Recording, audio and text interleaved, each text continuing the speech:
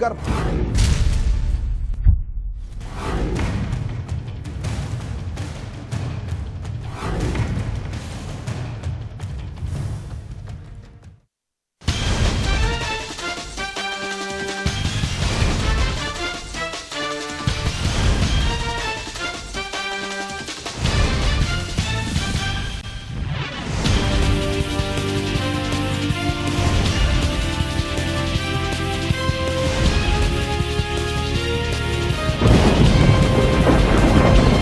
दिलखुलास पहा शनिवारी रात्री 9 वाजता फक्त लेमन न्यूजवर।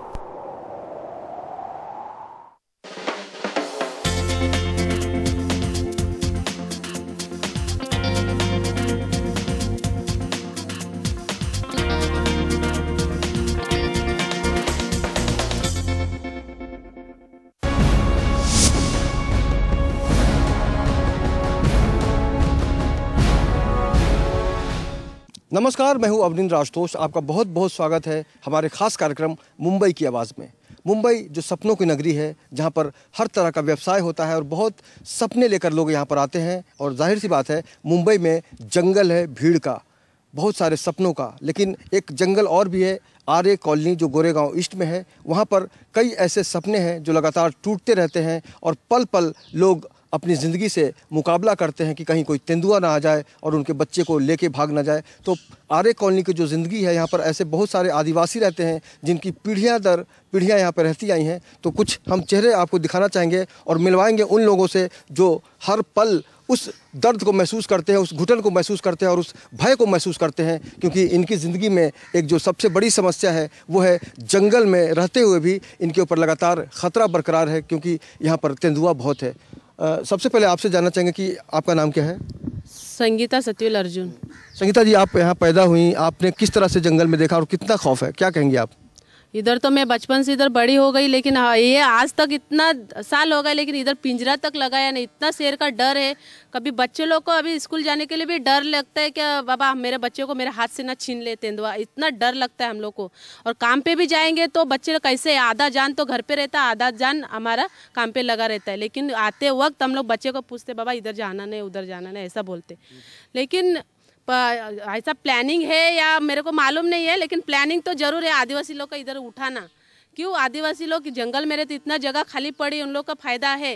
इसके लिए तो हम लोग को इधर से शेर बीर छोड़ के इधर से हम लोग को भगाने की कोशिश कर रहे हैं। मतलब आपको लगता है कि आपको डराने के लिए यहाँ पर तेंदुआ छोड़े जाते हैं, शेर छोड़े जाते हैं? वो तो प्लानिंग ही है। तो इधर वाले लोग के जो मंत्री संतरी है वो तो हम लोग का नाम नहीं मालूम है, लेकिन उन लोग का प्लानिंग ही है इधर से आदिवासी लोग को हटाने का। मतलब जंगल में बाहर से लाके छोड़े जाते हैं? इधर तो हम लोग देखे, खुद आँख से देखे, जो एकदम बीमार जैसे शेर लाके छोड़े एरिया के बाहर, और एरिया के अंदर आके अच्छे खाते और अच्छे रहते वो शेर। 2-3 दिन के बाद देखेंगे तो इसके लिए लोग छोड़ते इधर। तो वाकई वन विभाग की जो भूमिका है उस पर बहुत ही गंभीर सवाल उठ रहे हैं कि इस जंगल में जहाँ पर लोगों की ज़िंदगी लगातार समस्याओं से घिरी हुई है, उनके बच्चे सुरक्षित नहीं हैं, वहाँ पर बाहर से जानवर लाकर छोड़े जाते हैं। तो कहीं ना कहीं से उसका जो चरित्र है वो सामने नज़र आ रहा है। आप बताइए चंदू जी कि आप किस तरह से इन समस्याओं को देखते हैं? मैं यहाँ पे बहुत दिनों से देखता हूँ कि शेर और तेंदुआ बहुत से ज़्यादा प्रमाण में यहाँ आ गए। पहले तो 1-2 दिखते थे, अभी तो 10-10 दिखते हैं। और उससे यहाँ पे लाइट भी नहीं है और स्कूल यहाँ से 2.5 किलोमीटर है। इसके लिए बच्चे लोग स्कूल में भी नहीं जाते। इनके लिए शासन ने कुछ लाइट का भी बंदोबस्त करना मांगता है या गाड़ी का ये करना मांगता है, और ये सोल्जर लाइट वगैरह लगा के उन लोग का देखभाल करना मांगता है। ऐसा मेरा तो कहना है।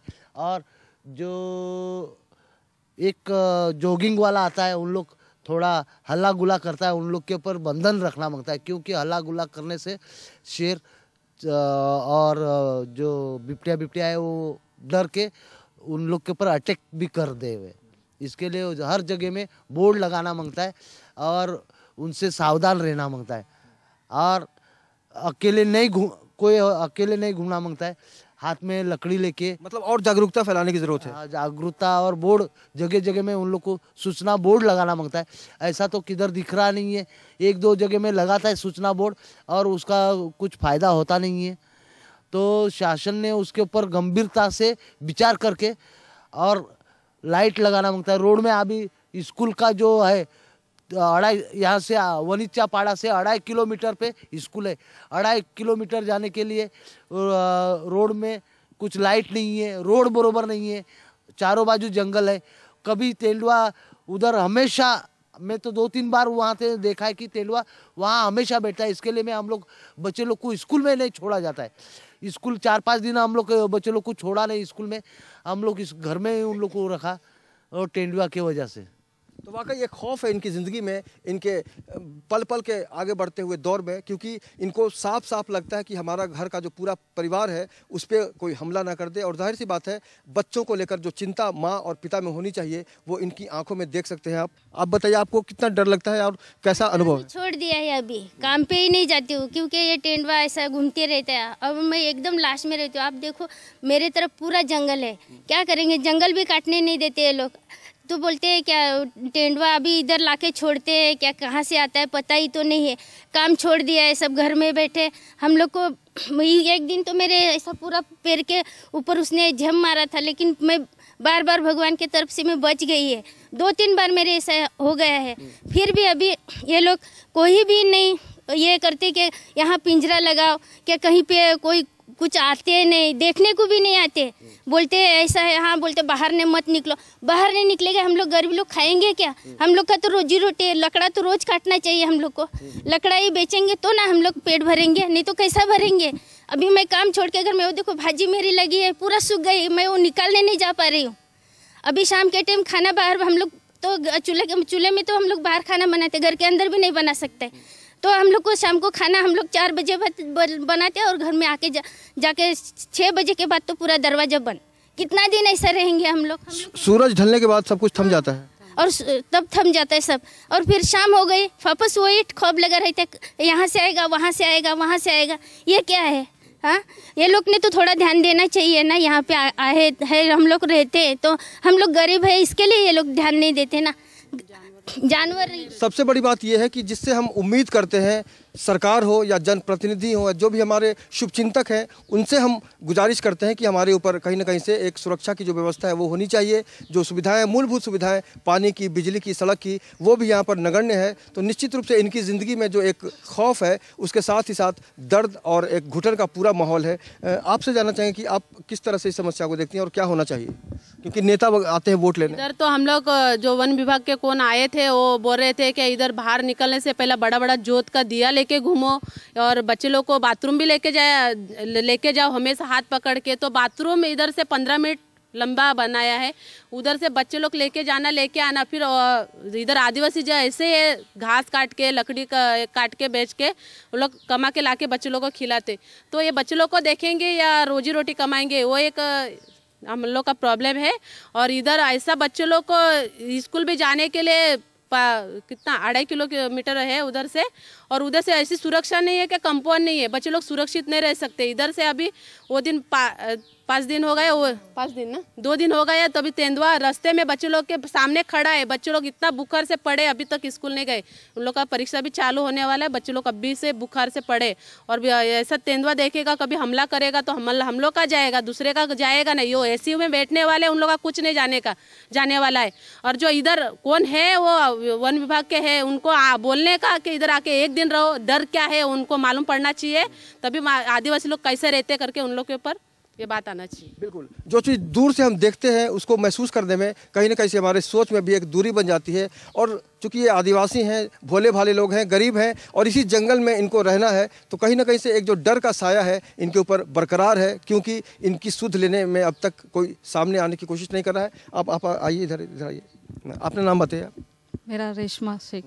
रेशमा जी, आप बताइए कि आपको कितना प्रॉब्लम होता है इस जंगल में और क्या होना चाहिए? यहाँ हर एक चीज़ की सुविधा होना चाहिए। पहली बार तो ये शेर का ख़त्म होना चाहिए, उन्हें आके पकड़ के अपना पकड़ना चाहिए, क्योंकि मेरे बच्चे छोटे छोटे हैं, मुझे रोज़ स्कूल छोड़ने जाना पड़ता है। जब मैं जाती हूँ, जब डर लगा रहता है कब यहाँ से उड़ी मारेगा, कब ये करेगा। बड़ों पे भी हमला करता है, छोटों पे भी हमला करता है। बाथरूम यहाँ से इतना लंबा है, हर वक्त उन्हें बाथरूम जाने के लिए भी बच्चे डरते हैं। हम कहाँ उनको लेके जाए, बार बार उनकी वजह से हम कुछ काम नहीं कर सकते। कहीं जाए बाहर सामान लेने, राशन लेने, तो हमें डर लगा रहता है कि हमारे बच्चे घर पे सही है, सलामत है या नहीं है। लेकिन वन विभाग में सुरक्षाकर्मी भी होते हैं और जाहिर सी बात है सुरक्षा के लिए पुलिस है, जनप्रतिनिधि भी कहीं ना कहीं से संरक्षण देते हैं। उस बारे में इन लोगों का क्या कहना है उस पर भी हम बात करेंगे। लेकिन ज़िंदगी में जो एक तकलीफ होती है, आप खुश नहीं रहती हैं कभी? खुश रहते ही नहीं है, हर वक्त डर दहशत फैली रहती है। और बच्चों, अभी 4-5 दिन पहले तो ऐसे दरवाजे पे आया था, बच्चे हमारे घर से निकलने के लिए डरते हैं, बाथरूम जाने के लिए रोते हैं कि शेर आएगा, शेर आएगा। हर वक्त खौफ लेके बीमार पड़े रहते हैं।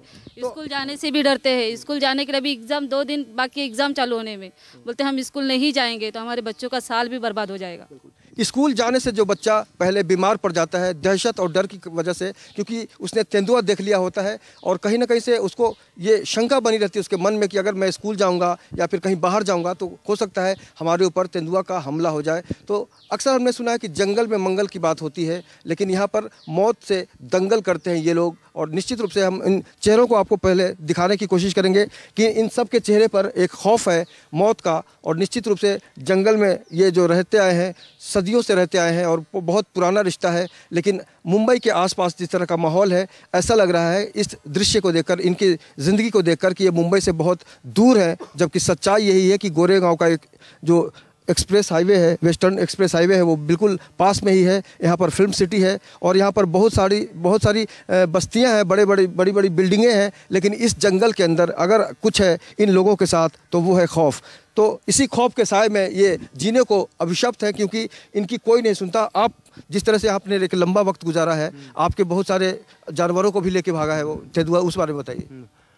यहाँ पे जो हम लोग 1861 का हम लोग के पास पुरावा है, और तो भी हम लोग को लाइट दिया नहीं जाता है। झोपड़पट्टी में झोपड़पट्टी कल बसेली उनको लाइट दिया जाता है, हम लोग को लाइट नहीं दिया जाता है, पानी दिया नहीं जाता है।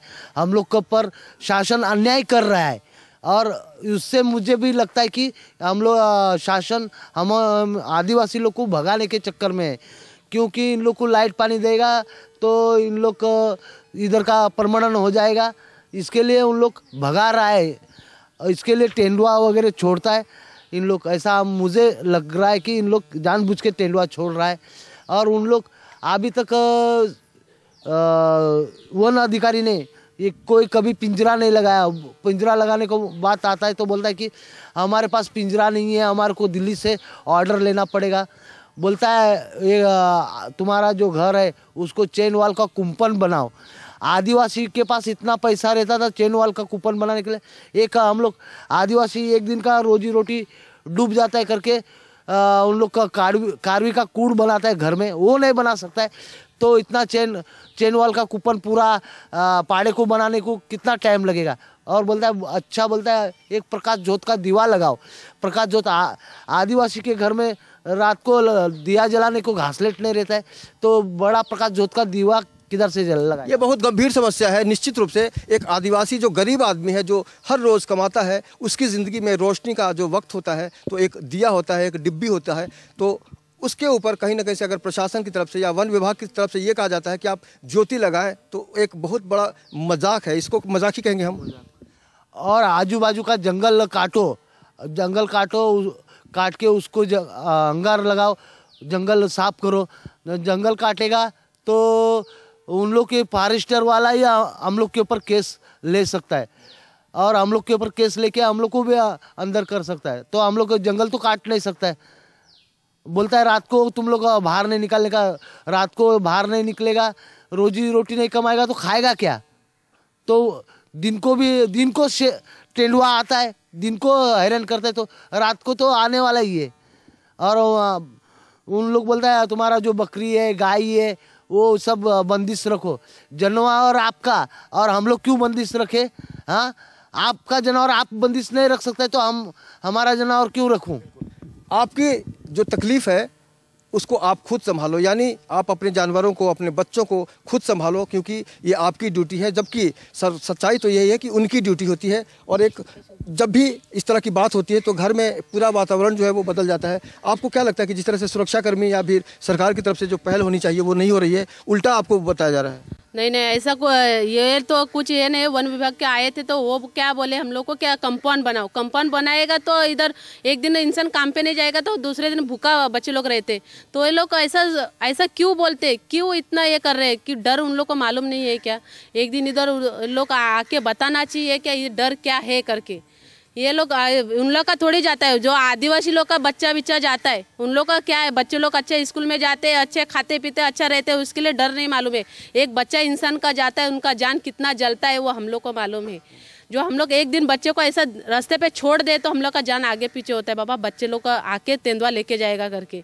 हम लोग का बच्चा नहीं, उन लोग का बच्चा है।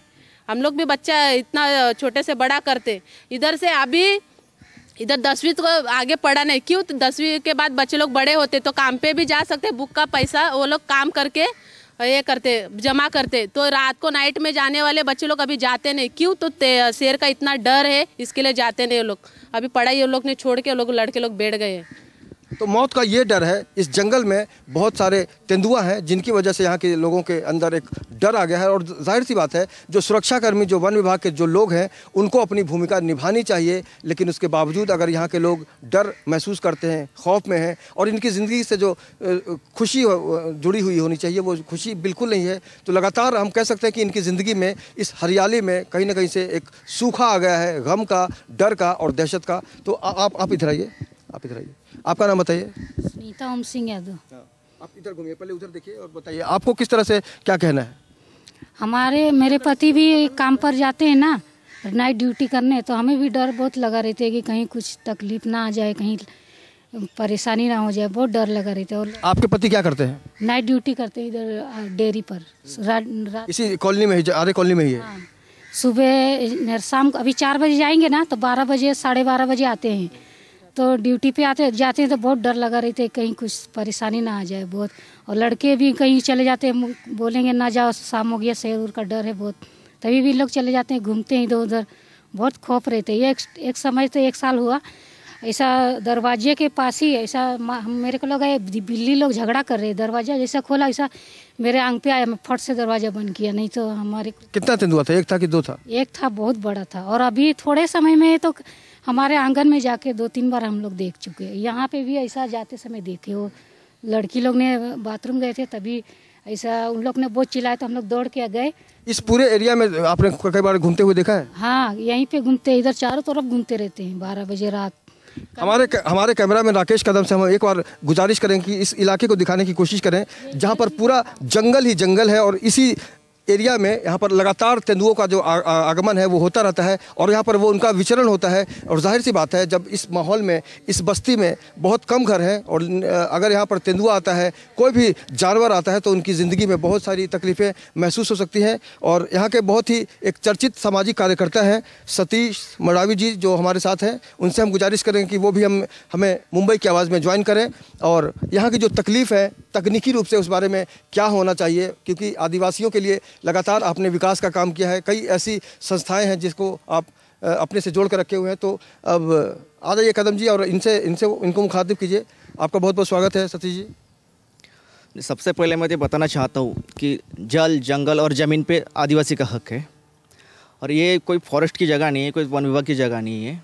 यहाँ आदिवासी पाड़े बहुत पहले से पूर्वपार पाड़े हैं और ठीक है 1861 से, जैसा कि कहा 1861 से चंदू साहब के पास एक पुरावे है, तो तब से यहाँ रहते हैं। यहाँ का विकास अभी तक किसी ने किया नहीं, कोई लोग प्रतिनिधि नहीं किया, कोई किसी ने नहीं किया। लेकिन इसके ऊपर अभी आदिवासी विकास विभाग बहुत अच्छी तरह ध्यान दे रहा है और हमारे आदिवासी विकास विभाग के जो मंत्री है पिचड़ साहब, वो इस पे पर ध्यान दे रहे हैं। यहाँ अभी फ़िलहाल 8 पाड़ों में लाइट नहीं है, उसके कारण तेंदुआ वगैरह रात में आते हैं। उसके पहले 22 तारीख को एक मीटिंग हुई पिचड़ साहब के पास में।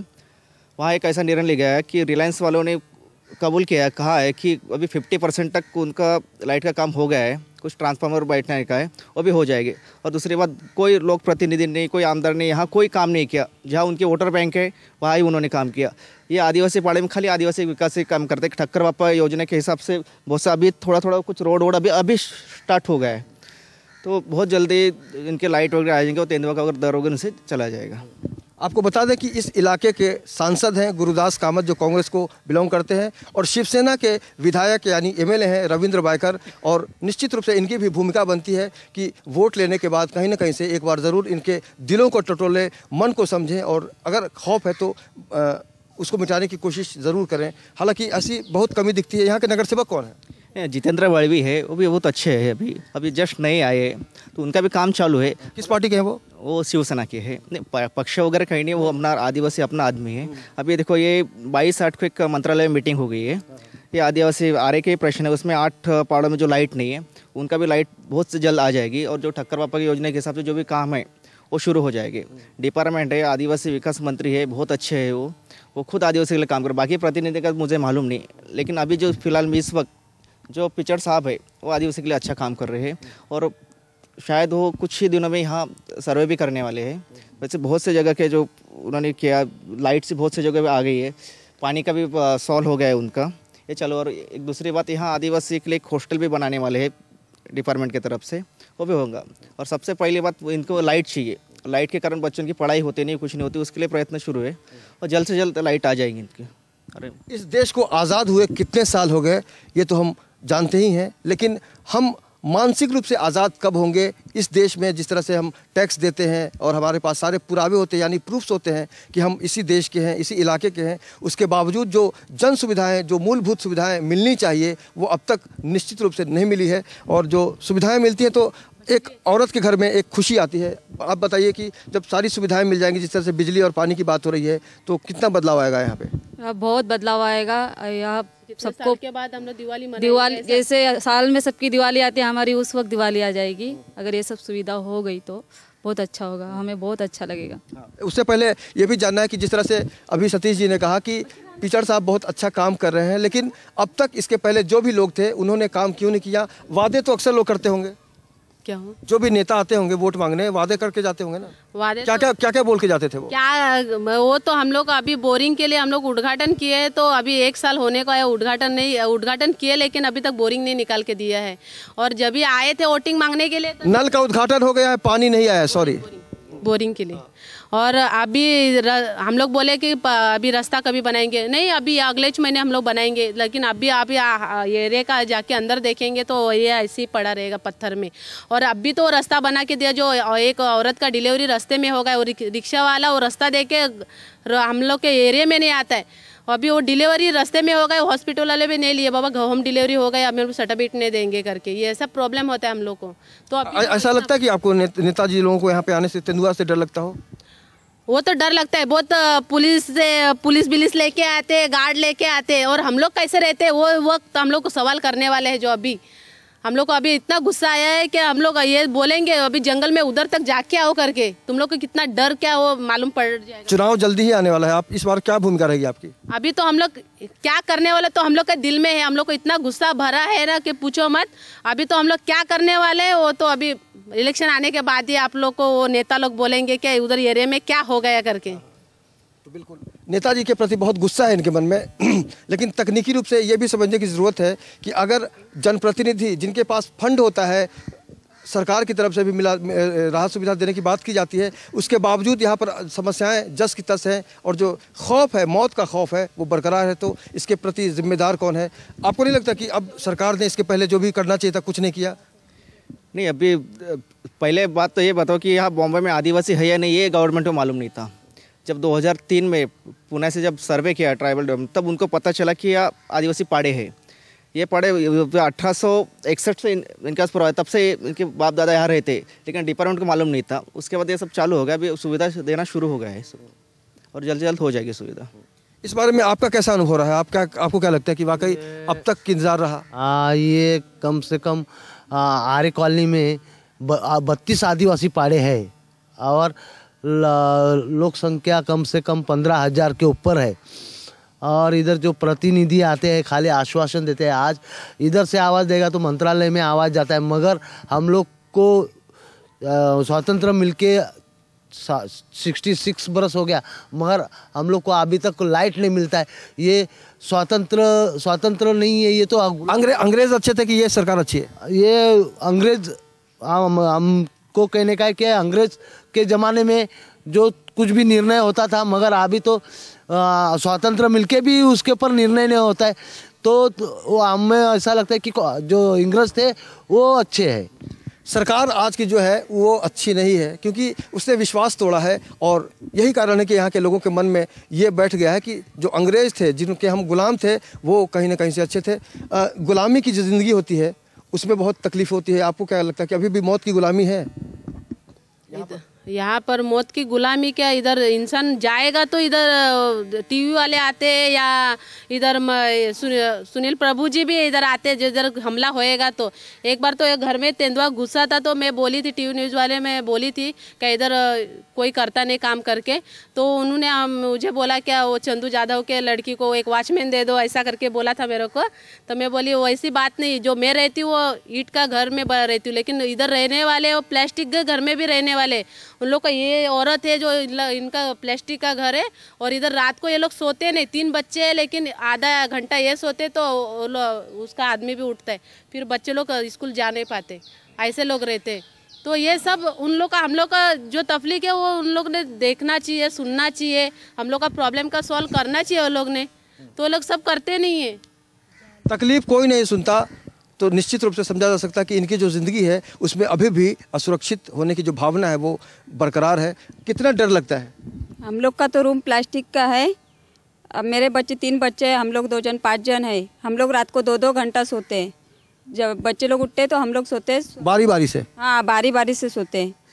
तो शेर का आवाज़ आता है तो हम लोग डब्बा बजाते हैं, लेकिन कौन आएगा इतना रात को बाहर भी कोई आता नहीं है, और कोई भी आज तक कोई कार्रवाई नहीं की है इधर। पिंजड़ा नहीं, सुरक्षा कर्मी नहीं, कोई नहीं, पिंजरा भी नहीं, कुछ भी नहीं यहाँ पे लगाया, आज तक कोई भी सुरक्षा नहीं किया इधर। कोई भी आता है मंत्री तो इधर पुलिस गार्ड लेके आते, तो हम उन लोग को इतना डर लगता है, तो हम लोग को भी इतना सुरक्षा देना चाहिए ना बाबा। इधर पिंजरा लगाओ या सोलर लाइट लगाओ, ये सब लगाना चाहिए ना।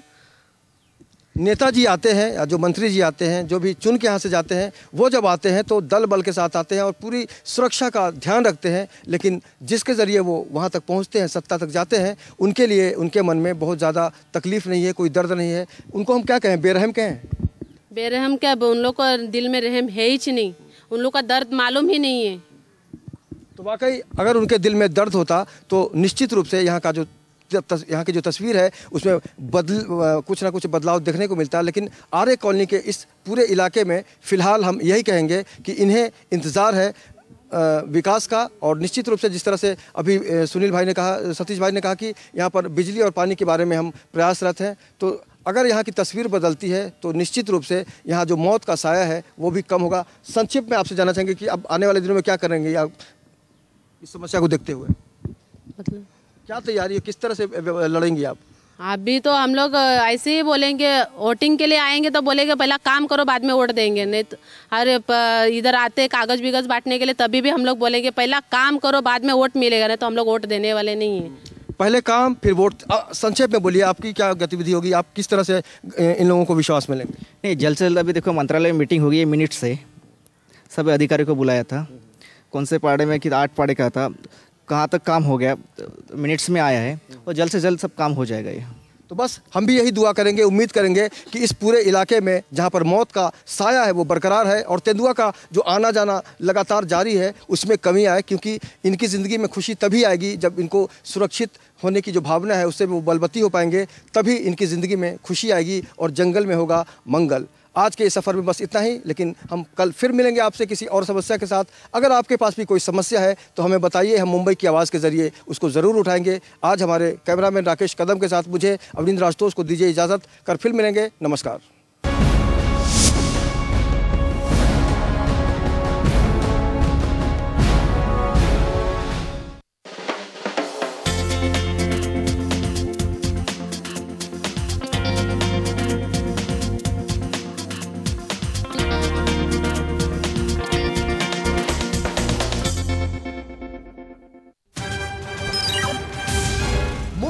ऑनलाइन के नाम पर मची है लूट।